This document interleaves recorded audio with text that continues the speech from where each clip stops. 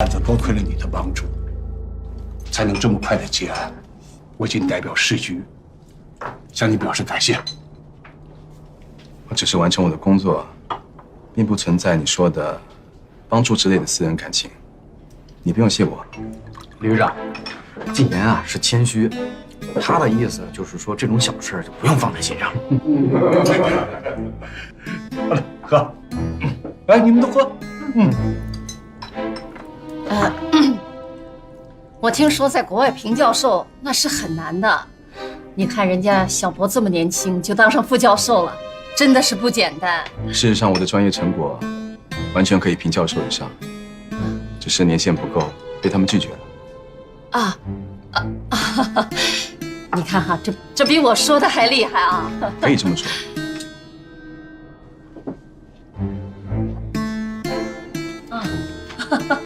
来，吃饭。哎，瑶瑶，你是在江州的房子找好了吗？对了，瑶瑶，这个女孩子住的地方啊，可是不能马虎。条件好一点，主要的是安全。让薛然帮你安排。好。不用了，虽然对江州也没那么熟悉，我打算提前过去，有半个月的时间去准备呢。哎，江州啊，我的地盘，我熟得很，这事我能帮忙。哎呀，这怎么好意思麻烦你呢？一点都不麻烦。阿姨，我最近正好在给我朋友找房子呢，那个地方呢离简瑶的单位特别近，顺手的事。哎呀，那我可真得好好谢谢你啊！你不用谢他，他就喜欢做这种事情。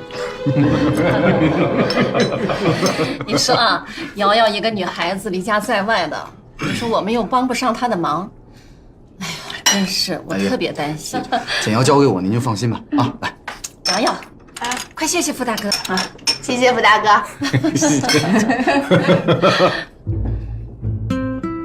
小傅，来尝尝这个，怎么样？好吃，特别好吃。好吃啊！你以后可要多来啊！哎，一定过下来，一一定过来。次阿姨给你包大一馅的水饺怎么样？好，谢谢阿姨。来，大姐准备了。来，干杯！干一杯。好的，能喝的多喝。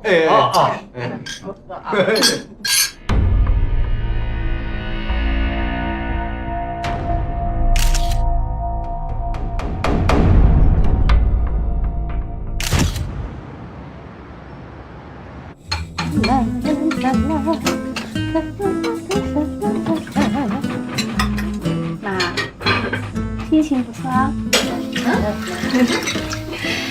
瑶瑶，我发现傅子玉这个年轻人很不错。妈，你想什么呢？我跟他是普通朋友啊。知道，你现在不是大学已经毕业了吗？碰到合适的，可以考虑考虑。你说简瑶的妈妈是不是看上我了，想让我当她女婿啊？刚才吃饭的时候，她一直在对着我笑。不过简瑶这种小家碧玉的类型真不是我的菜，还是喜欢热辣水。那薄金岩呢？薄金岩，我没别的意思啊，我只是觉得他们俩一块来的，你怎么没提到薄金岩啊？说实话，薄金岩也很不错，只不过他是一个搞刑侦的专家，而且我还听你们说，他是专门抓那些最疯狂、最变态的犯人，会很危险的。不可能，这不符合逻辑，应该是你的错觉。你觉得呢 ，Andy？ 我同意薄先生的看法。薄先生无论长相、身材、智力、财力都比您要优秀，这的确不符合逻辑。喂，是我把你创造出来的，你怎么可以这样替他讲话？这叫做客观评价。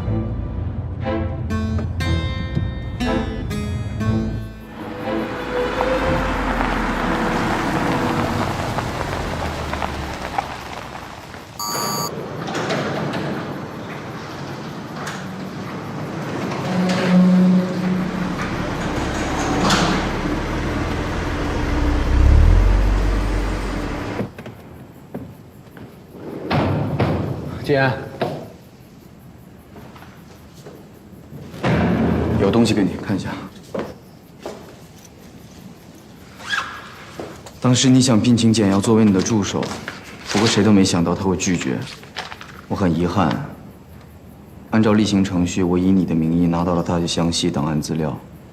你问我干嘛要多管闲事，替他租房子？其实我挺心疼他的。原来他父亲是在他6岁那年死的，那时候他爸爸还是刑警队的副队长。由于罪犯报复，他爸爸、爷爷、奶奶全都遇害了。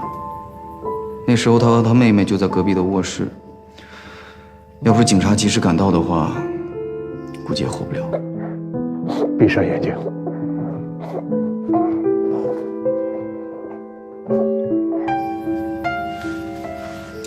收好了，别让简瑶看见。先走了。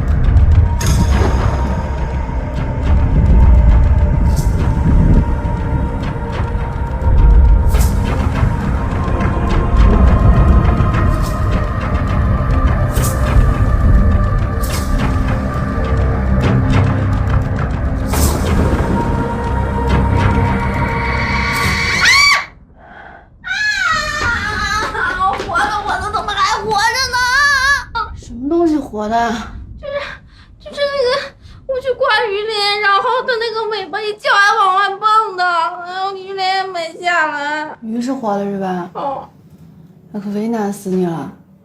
哎呦，萱萱，妈妈真是把你给惯坏了。你以为妈妈从菜市场上买回来的鲜鱼都是死透了的？这个孩子真是……宝宝，哎，你别过来啊，你脏。妈妈碗好香啊！臭丫头，快出来，让你姐睡个好觉啊！没事妈，我也该起来了。哎！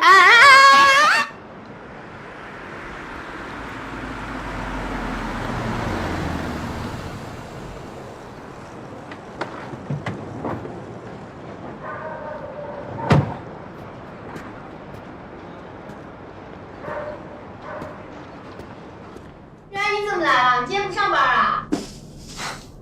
你不是说现在去江州吗？我跟队里请了假，送你去车站。好了吗？你能走。哎，等等，怎么了？薄敬言今天也去江州，他昨天给我打电话，让我搭他的车一块儿去。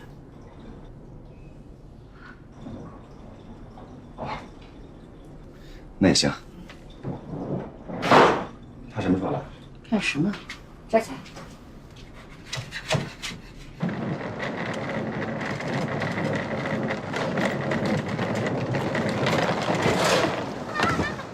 等等啊！哎呦，哎妈，这卤鸡翅不用带那么多。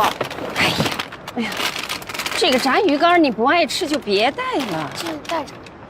嗯，带着都带着。鸡翅姐姐爱吃，鱼干是薄家属爱吃。好，都带上吧。行。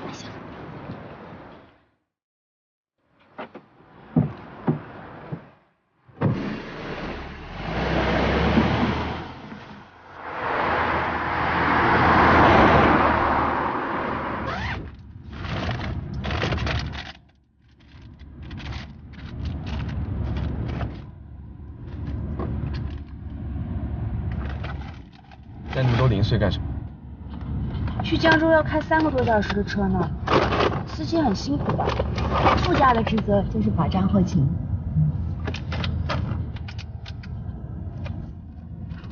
你好，先生，按照您的要求，这2套房子都已经给您打扫干净了，您还需要再检查一下吗？啊，不用了，你挺细心的。乖，他是今天到江州吧？对啊。他这几天的行程是怎么安排的？你大概忘了，我不是他秘书。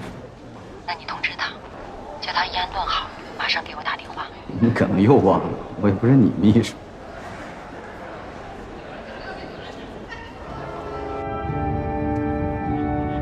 怎么全是交响乐啊？谁会在跑长途车的时候听交响乐？交响乐有助于提升品味，增强感性。请允许我为您介绍由德国柏林爱乐乐团演奏。当然了，贝多芬司机师傅喜欢听什么是最重要的。你那个新工作叫什么？国际贸易。哦，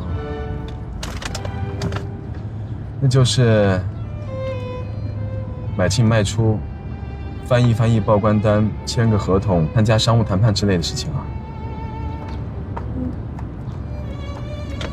无聊、平庸、浪费生命。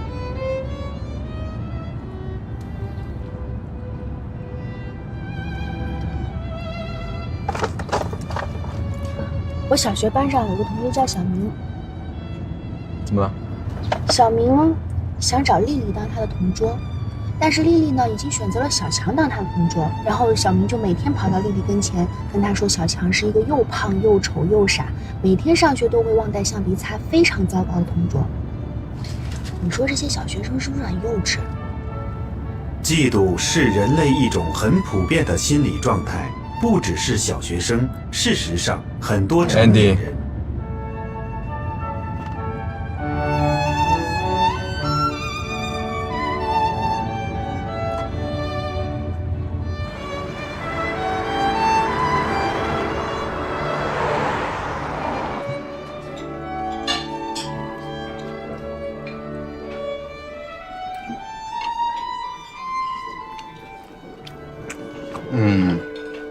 真难得。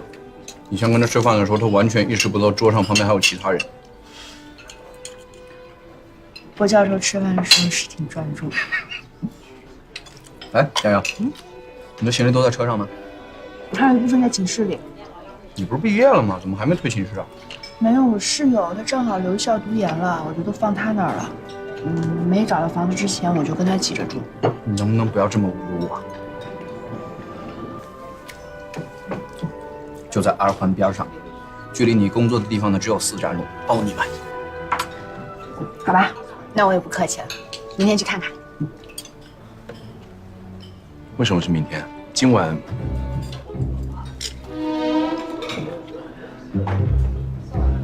吃饭别说话。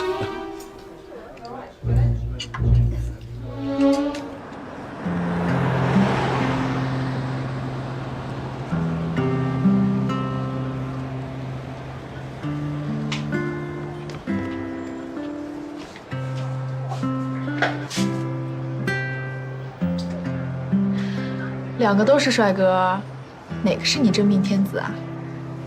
哪个都不是，就暑假刚认识的，人家看我刚毕业，帮我忙而已。只是普通朋友，没有别的感觉？我也不知道。你不是说2套公寓都已经准备好，随时可以入住了吗？为什么今晚还要送他回学校？还是那句话，拜托你有点情商。简阳是一个需要自己做决定的人，你不能这样帮他把什么都安排了。难道你还不明白他为什么一直都不答应做你的助手吗？我希望他能继续当我的助手，他很好，我很喜欢。是啊，知道。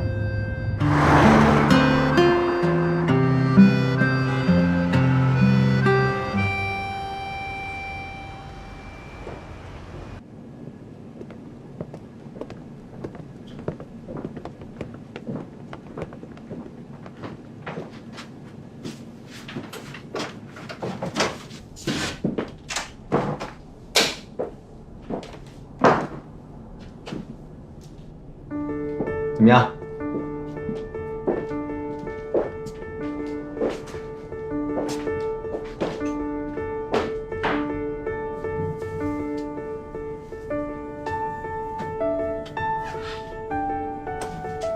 这么好的地段，这么好的房子，月租多少啊？我问过你的薪水了，你租得起。不过呢，头2个月你要当月光族了。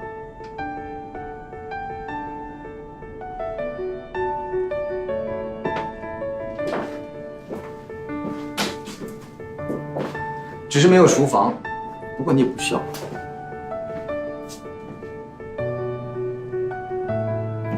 如果只是因为房租，房东只配置了一些基本家具，所以让出2个月的免租期。你想想看，等你搬进来之后，你可以按照自己的喜好来装饰房间。你可以摆茶台啊、植物啊，或是地毯。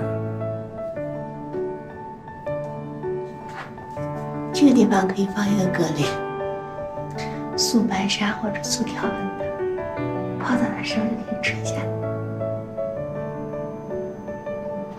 这房子我租了，以后这就是女生的浴室了，你们2个出去。那就出去。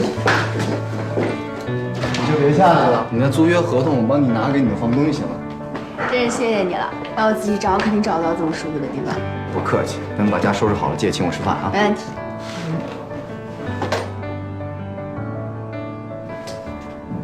你还上楼干什么呀？都回家。回家？你住我楼上啊？你跟我住一样的房子啊？谁跟你一样？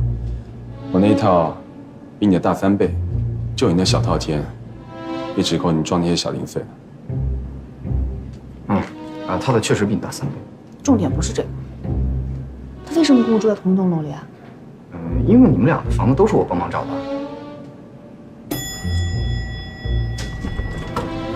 我先走了。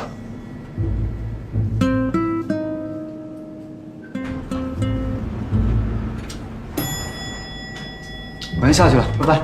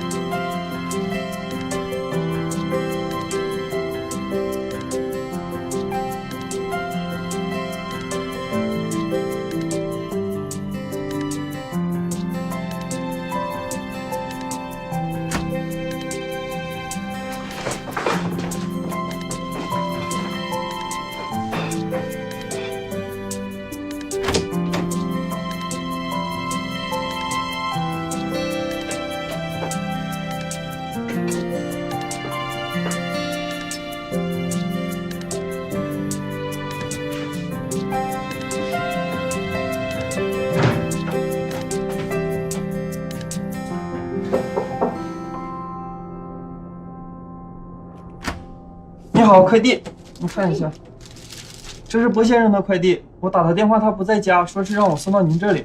哦，您签一下字在这里。好的。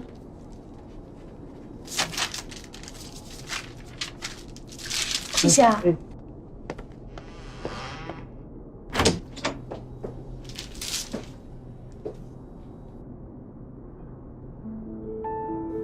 Simon。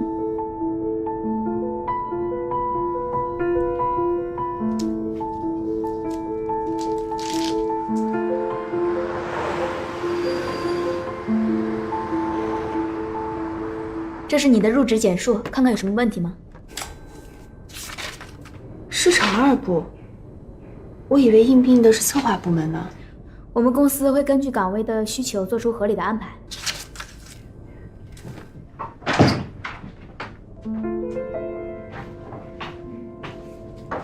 这位是裴泽，你的部门入职引导人。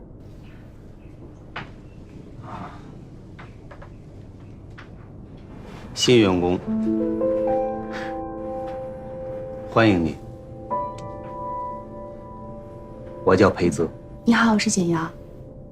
简瑶，这名字可真好听啊，我记住了。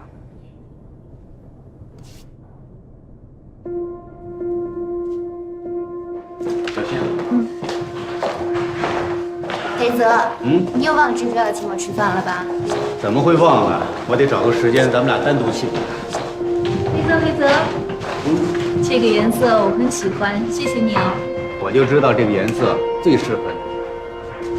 哟，帅哥，有点新人了。说什么呢？简小姐那是名校的高材生，不用我带，我就是个指路的。黑泽，签个字。啊，好，稍等一下。哎。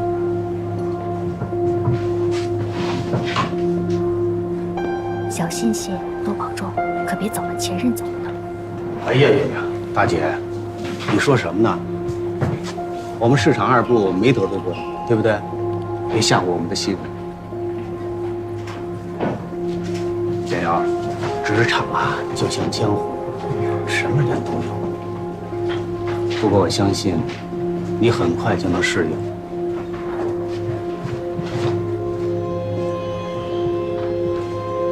简瑶，这是你的位置。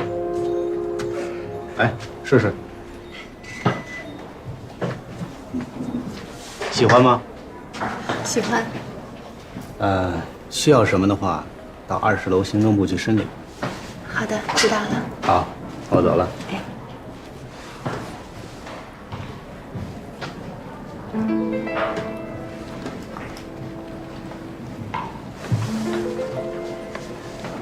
你完全没有工作经验，这是部门手册，好好看看。谢谢你。拜拜。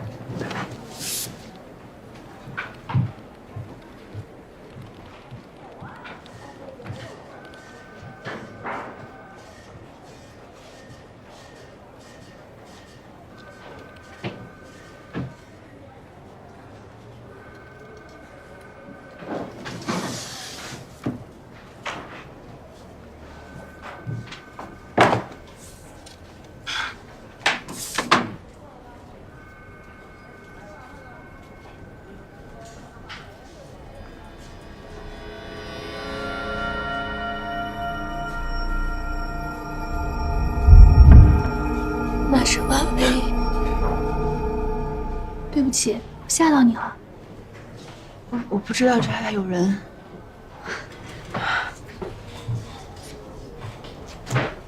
你好，我是薛青，我是简瑶。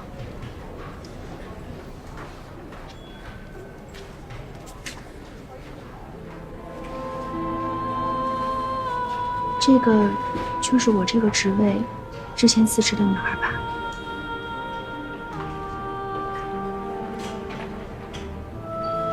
她没辞职，没辞职，你不知道吗？我知道什么？红叶山庄的事情。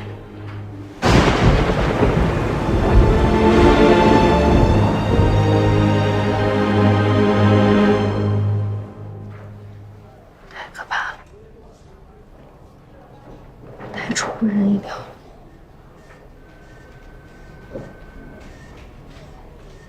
薛青，过来一下。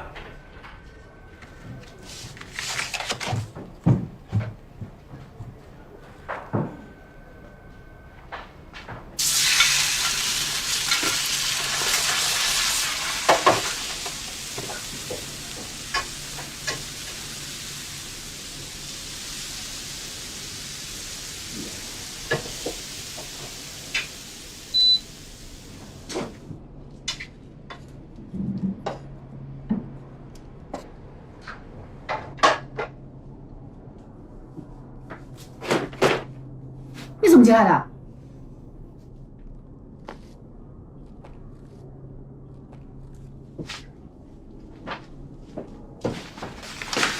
你怎么能在浴室里做饭？你为什么会有我们家钥匙？总是敲门很麻烦吗？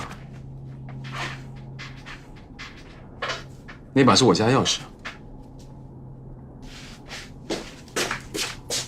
我不想要你家钥匙。我饿了。你又没说你要来，我只准备了我自己的，没你的吃。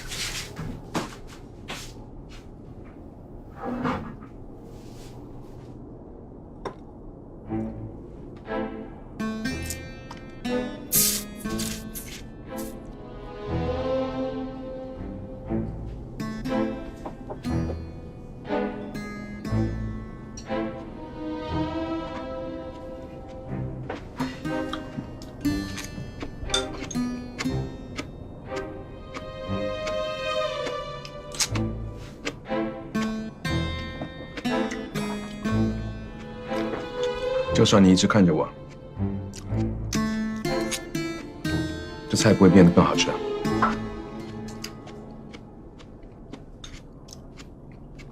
这什么米啊？泰国香米。我买了20多种香米来对比，最后选了这种，味道不错吧？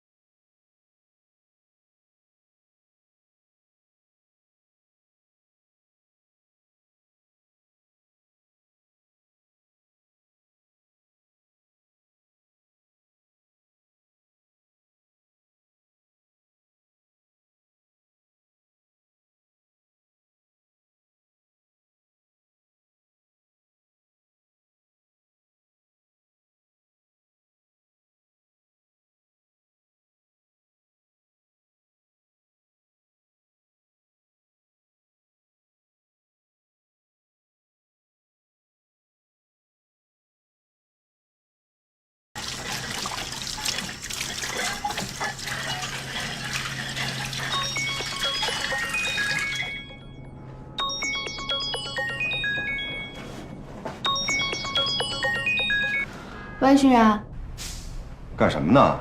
半天才接电话。刷碗呢。才吃饭呀？跟谁吃的？跟薄金岩。哦，这么晚还吃饭呀？你俩不会是好上了吧？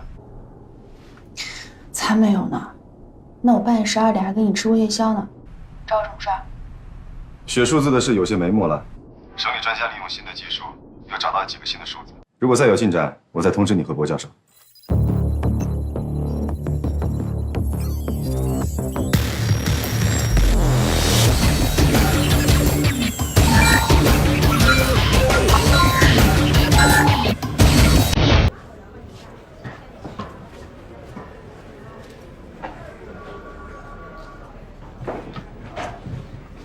老周，这是干什么呢？你不知道啊？公司新来了个市场总监，给他腾办公室。这么高层的人，跟咱们在一层，还坐咱们隔壁，我觉得这事儿不太妙啊。我也纳闷，按理说这总监是副总级的呀，办公室应该在23楼，怎么弄这儿来了呀？听说他是空降部队，为了显示亲民，特意从上面搬下来。林经理就要开会了。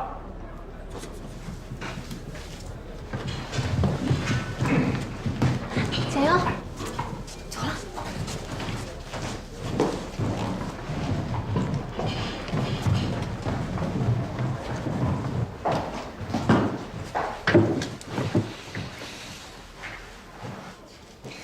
大家好，我是简瑶，是新来的业务助理。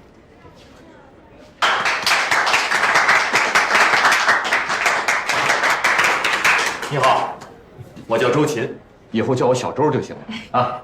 梅经理，你可不能叫他小周，他是高级业务经理，是你的前辈，叫他老周。他跟你的职位是一样的，你们今后有很多工作要互相配合，今后可以多交流。他叫小麦，啦啦啦啦啦，记住了？欢迎你。你好，谢谢啊。不客气，为美女服务那是我的荣幸。来，请坐。好了，这一周的工作计划我已经发到你们邮箱。这里除了小简，在座的可都是资深员工，就不用我多说了。简瑶，简瑶，你面试的成绩不错，继续努力。好的。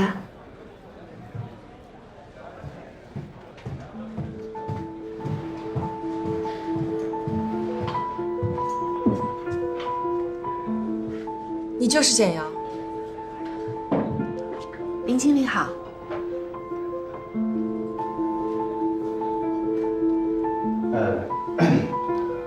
总监怎么还不来啊？董事长留他说几句话，马上就到。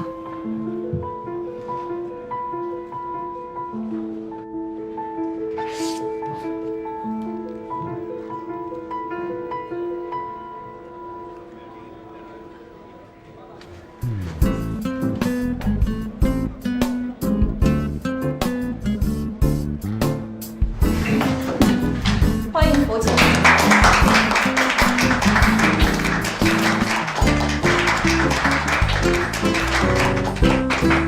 博总，请坐。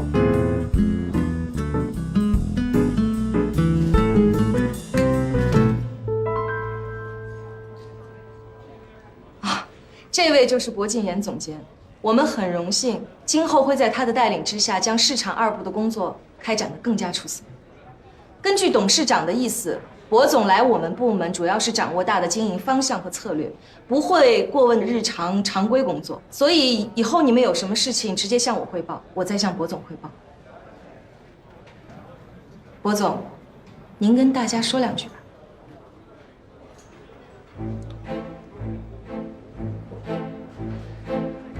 让我把话说得更清楚些吧。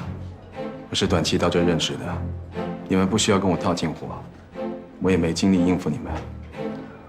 我做事情呢，有自己的习惯，你们只需要配合我的需求就行了。大家相安无事。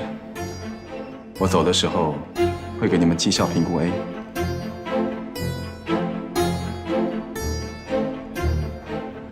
薄总，您的秘书还没有招聘到位，简瑶是新调来的业务助理，这段时间她先担任您的秘书。随便吧。今后你归薄总直接领导，其他的事情暂时不用你负责。好的。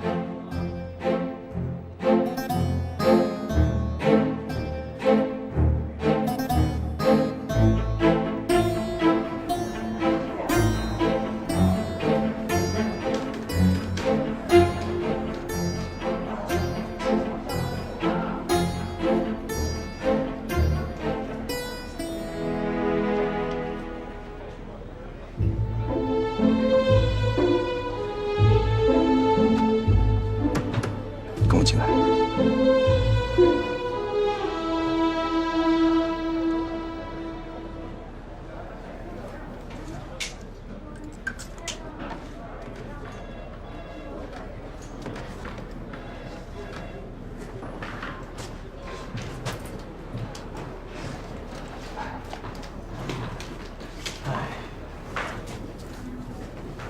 不知道你家的公子哥啊，这么拽，跑到咱们部门挂职练手来了。可怜啊，简阳小美女。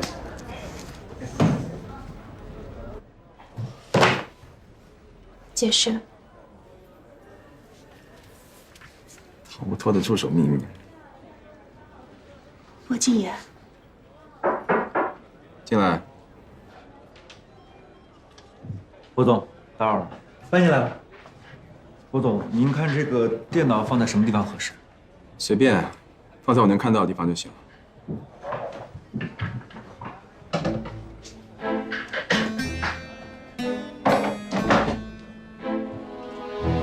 薄总，那我先走了。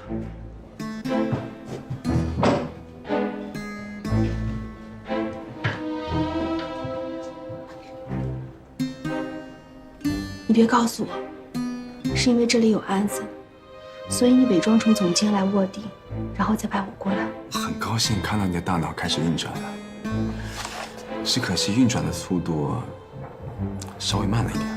薄敬言，你怎么能这样？你查案归查案，你怎么能连招呼都不打一声就搅进我的工作里来？你知不知道我为了这份工作付出了多少精力？这是我一辈子都想从事的职业。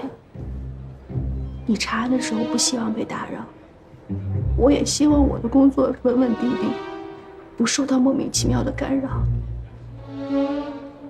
可是你看看现在变成什么样子，我是职场小干探，还是双面白领？等你走了以后，我怎么跟我的同事们相处？大家会说这是公安的女间谍，我们跟她说话要小心一点。还是你有了下一个案子，我再蒙你召唤，再跳槽过去。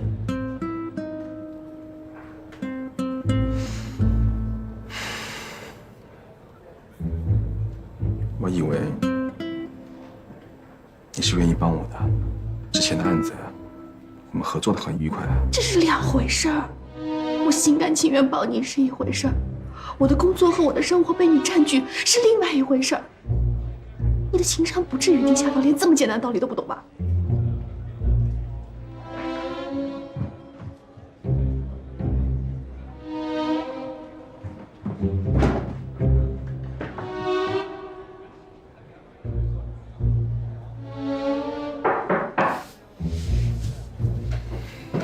下午茶的时间到了，一杯摩卡，一杯香草，请问您要哪一杯？多少钱？谢谢。什么钱呀？怎么了？哭了？没有，没事儿。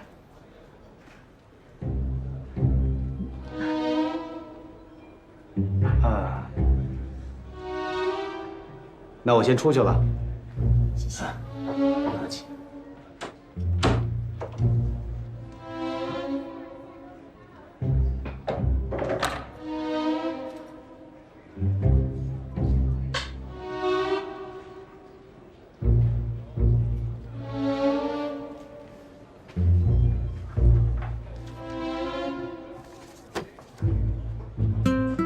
摩卡，谢谢。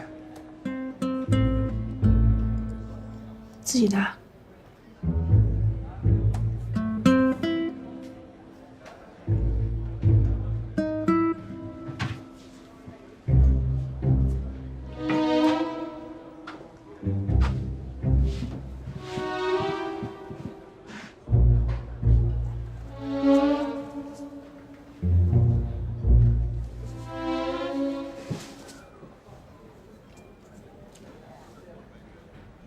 事实上啊，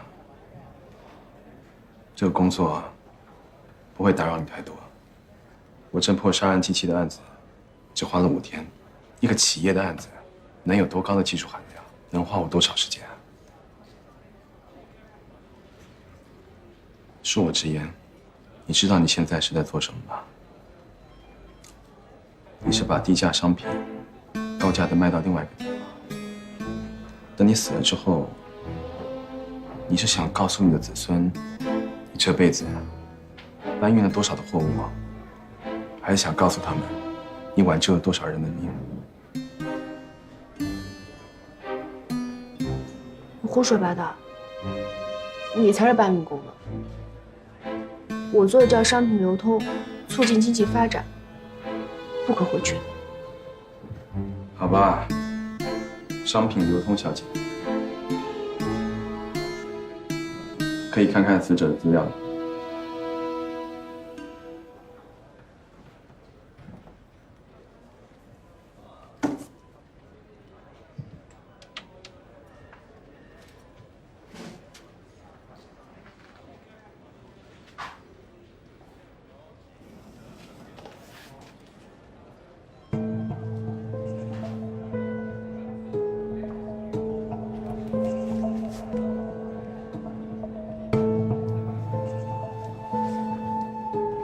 他长得和你很像，上个月自杀了。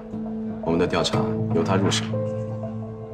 你不是只抓穷凶极恶的连环杀手，一个白领的死，你会有兴趣吗？没兴趣，只是有不可抗拒的理由。他是公安部的特工。你以为公安部吃饱撑着，派人来当搬运工啊？啊，不好意思，商品流通。那到底是怎么回事？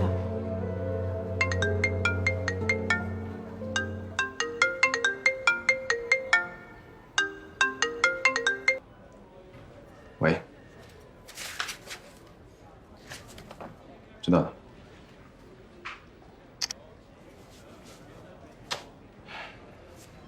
走吧。干嘛？去见一个麻烦的女人，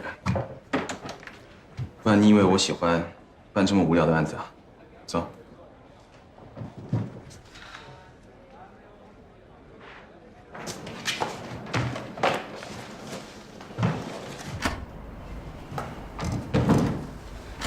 董事长，博总到了。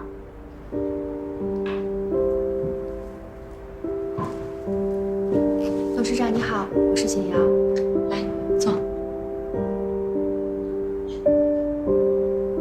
来呀。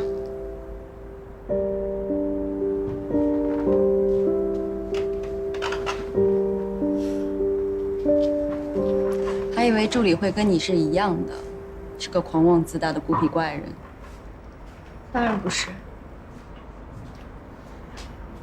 你这么评价我？你也这么认为？是谁一声不响就把我调职的？简小姐，是我让建阳来公司调查的，可他坚持要你到职了才肯接手，所以我只好调动你的工作。我以为你俩都谈好了，没想到你还是这样的我行我素。已经谈好了，就在刚才。说正事吧。前段时间，公司在红叶山庄开半年总结联谊会，王婉薇在自己房间的浴室里割腕自杀，留有遗书，身上没有攻击性伤痕，家属要求不做尸检，警方最终以自杀结案。自杀结案对你公司没有任何影响。你身为公司的董事长，连死者见都没有见过一面，为什么要审查？并不是我想要审查的。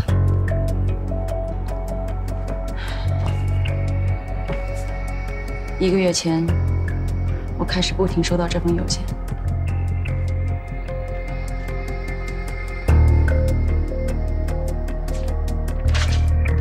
邮件里说，王婉薇的死因不是割腕自杀，而是另有黑幕。而成宇公司的高层为了掩盖一切，付给死者家属10万，要求不做尸检。你有掩盖吗？成宇公司光在内地就有1000多名员工。在收到这封邮件之前，我根本没有过多关注过这起自杀事件，更不可能存在什么黑幕。邮件里附了一张付款证明，王婉薇的父亲的确收到了10万块，付款方是一个匿名的海外账户。发邮件的人对这个账户进行了追踪，他声称已经掌握证据，这个来自美国的账户才是真正的付款人。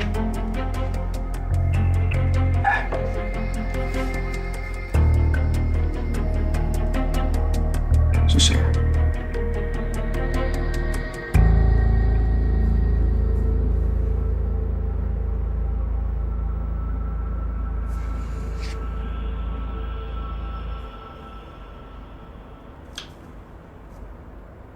很显然的，你认识这个账户的主人。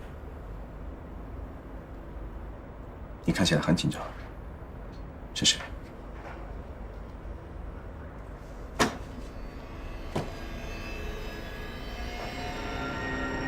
易阳。谁？这位女士的未婚夫。易阳这半年大部分时间都在香港，我相信他跟这起事件没有关系。可是这确实是他的账户。如果你想掩盖犯罪事实，你会用自己的账户打钱吗？所以，我希望你尽快查清楚这件事情，到底是谁在幕后捣鬼，还有多少事情是我不知道的。我不想让这件事情一直烦我。好，知道了。不过我想先请你答应我一件事情。是钱的事儿吗？简阳似乎很喜欢他现在的工作。等调查结束之后，我希望他可以继续在公司里做他的默默无闻的小职员。我知道你善于控制舆论，掩盖事实，所以请不要让其他人认为她是职场女干探、双面女白领之类的莫名其妙的人，可以吗？没问题。谢谢。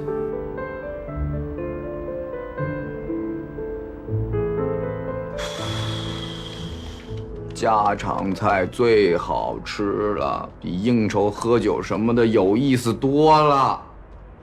瑶瑶，再这样下去，今年就会被你喂成猪了吧？放心吧，我怎么吃都不会胖的。博先生，你知不知道你这句话已经被评为史上最欠揍的10句话之一了？好，说吧，找我来干什么？来让你吃饭啊。那是你，今年有那么厚道吗？他肯定有什么事要使唤。你去查一下这个账户所有的相关情况。提醒你一句，可能会有被伪装的秘密交易，普通人查不到。普通人？我是普通人吗？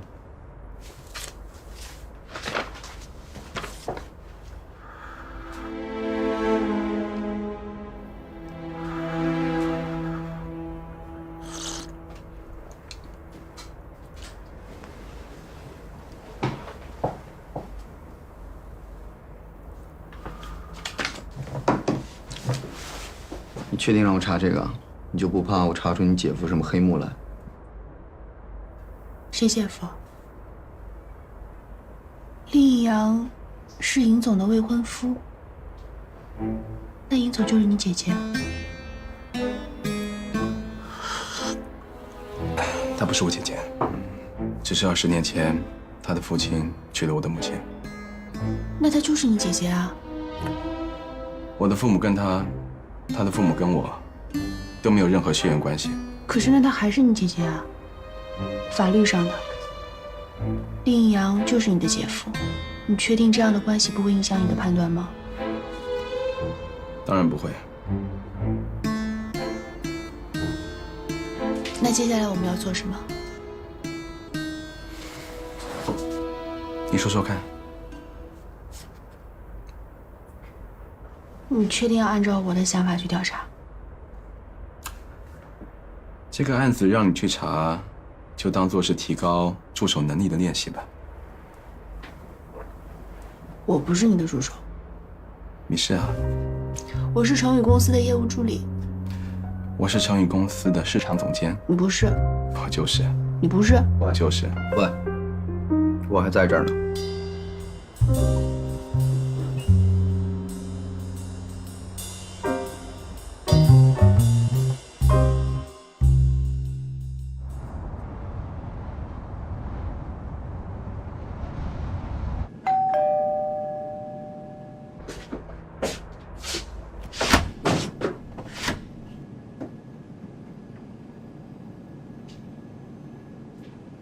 这衣服不适合你。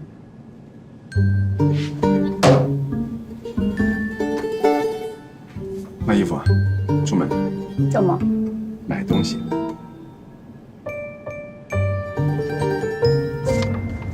你的意思是说，我家里有的东西，你也都要买一套？靠枕、被子、指针、香米。不是，你不是昨天还说你无法理解的吗？纠正一下，是2套。傅子玉听说了，他也要。你不觉得这是最好的决定吗？你做了大量的繁杂、低效、琐碎的工作，如果共享给我们，就能提高3倍的效率。何静言，有你这么夸人的吗？我欣赏你的眼光，鄙视你的效率，这不矛盾。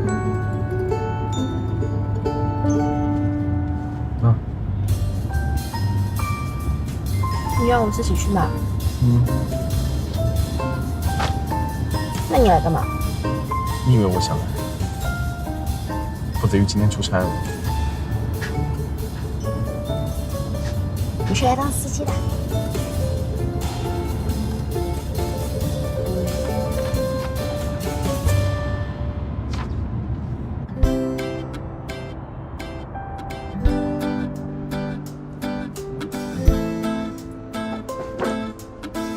谢谢啊。坐吧。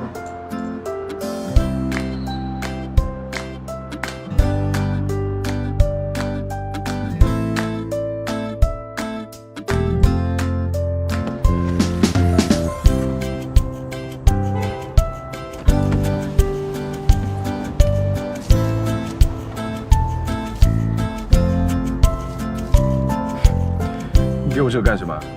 集齐10张，奖励1条鱼的。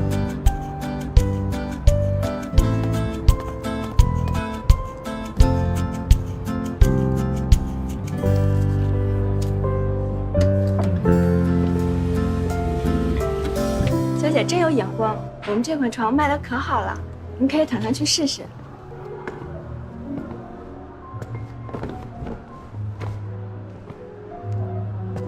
这款床绝对没有任何异味，而且非常结实。在床上滚来滚去也不会坏吗？先生放心，滚来滚去也不会坏。二位先慢慢体验一下，有需要随时叫我。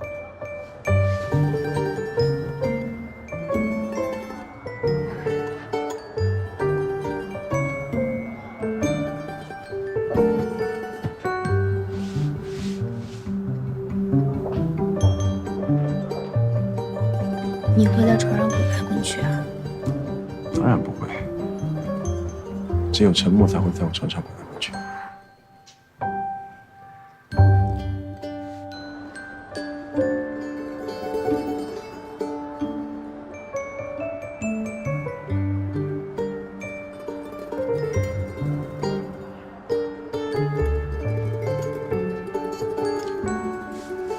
简阳，搬上来和我一块住吧。显而易见，你和我住在一块，效率会更高。我不感兴趣的事情，恰巧是你喜欢而擅长的。如此一来，我的工作效率就可以提得更高了。先生小姐，这款床垫你们还满意吗？请你暂时先不用说话。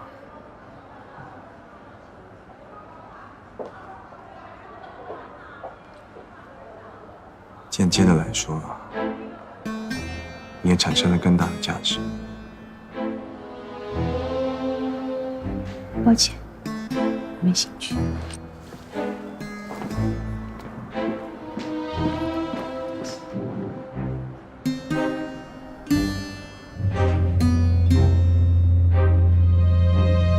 为什么对我没兴趣？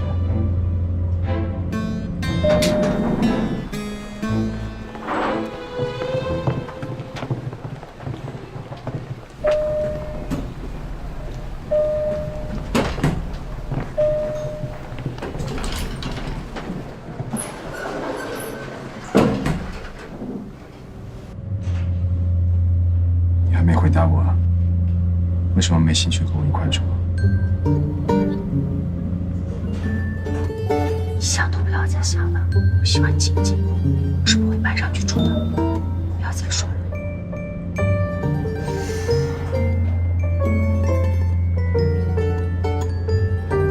你做了一个错误的决定。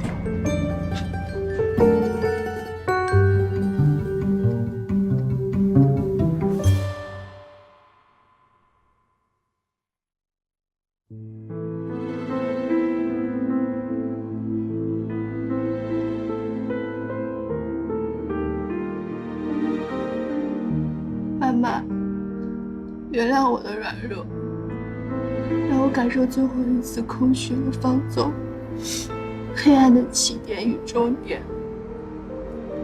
我做错了好多事，一步错，步步错，我再也回不了头了，所以我不再回头了，我选择结束。妈妈，我的银行存折里还有2万块钱，密码是我的生日，钱不多，对不起妈妈。妈妈，你别难过，做这个决定对我而言是解脱。我改变不了命运，反抗不了命运，但我至少可以选择结束。我的生命终结在我自己手里。再见，妈妈，别难过，明天又是一个新的开始。不孝女，晚未经杀。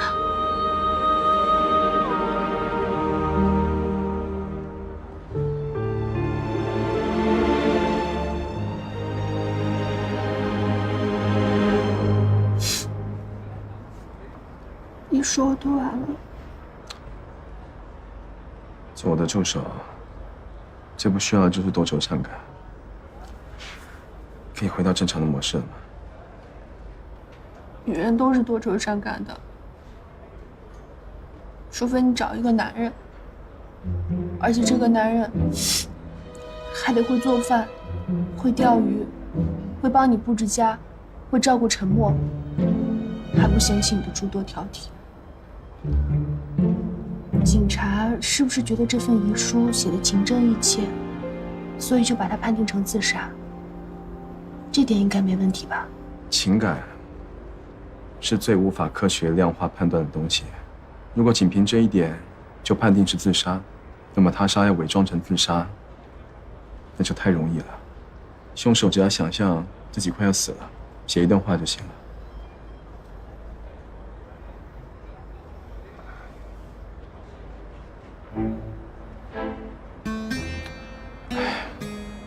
我讨厌新生入学的问题，简单到无趣。快说。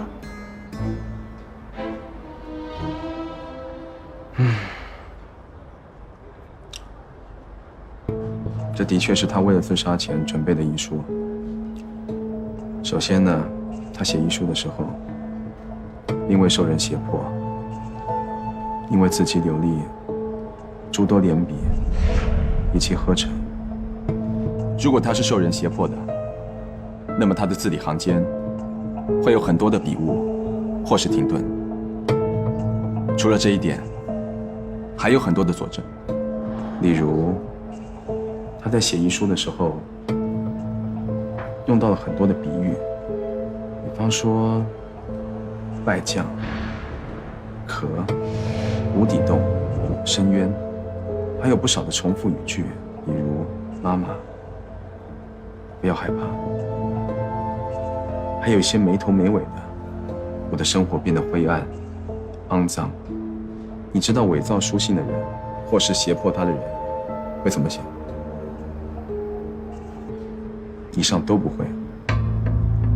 他们会要求他写这封遗书，写得尽量清晰、简洁，直入主题，逻辑清楚，避免看起来有漏洞。而这封遗书呢，从字迹上看起来，都有一些文笔上的小毛病，还有小习惯。所以，这是一封真正的遗书。说谎的人会尽量圆滑，而说真话的人才不会顾忌那么多。那我们现在应该做什么？先从调查自杀原因入手，搞清楚关于他的一切。怎么入手调查？女人一般自杀的原因有哪些？情感问题、工作问题、经济压力、身体疾病。太好了，以上这些我一点都不感兴趣。你决定吗？那就从死者的背景调查开始。你看了犯罪心理学的书？职场女干探吗？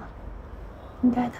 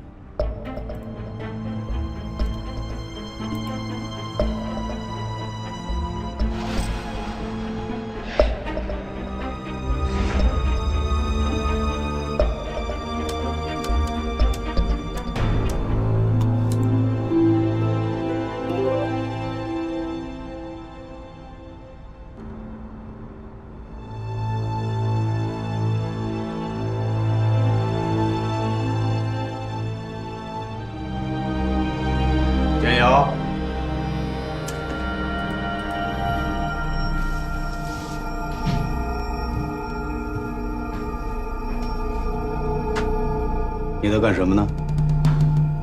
我在帮博总找一份客户资料。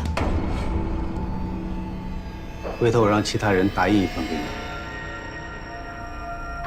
走吧，请你吃饭。走。改天吧。你多心了，还有其他人，部门其他的人都在。走吧。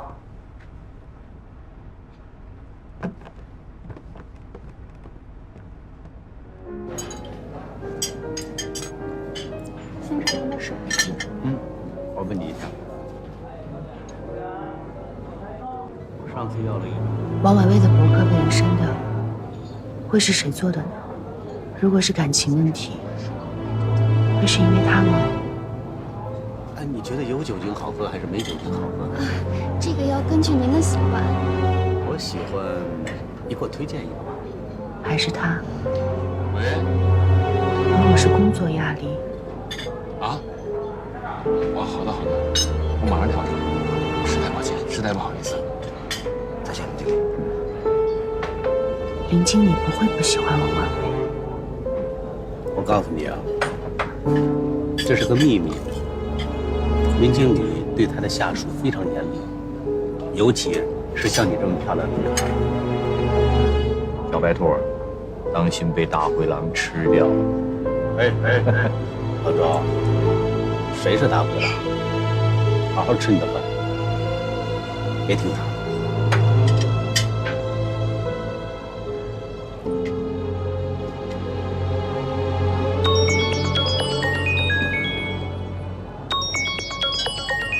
不好意思，博总找我先走了。我也吃完了，我送你去。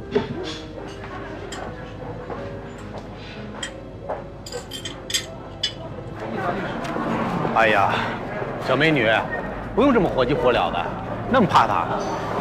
谨慎点总是好的嘛。哎呀，我说你真是个菜鸟，放轻松啊，深呼吸。啊，在那儿呢，记着我跟你说的话，放轻松。拜拜。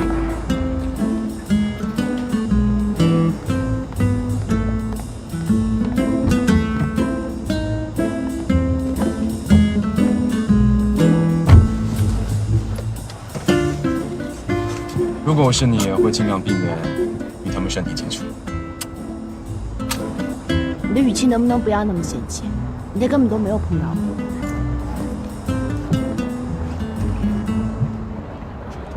你干嘛？不好意思碰到了。无聊。